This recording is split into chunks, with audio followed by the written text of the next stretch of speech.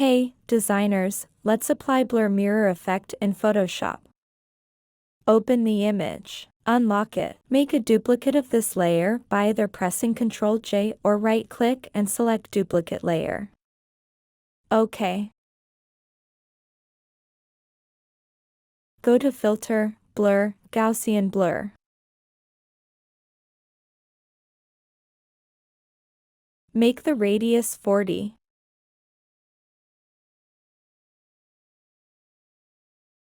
Take the rectangular marquee tool.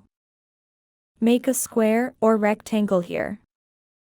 Click on this layer mask icon. Go to Effects, Stroke, Size 1,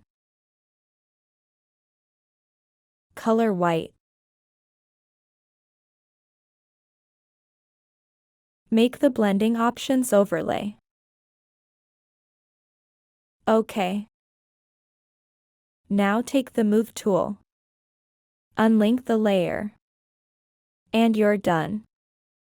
Thank you for watching. Like this video and subscribe.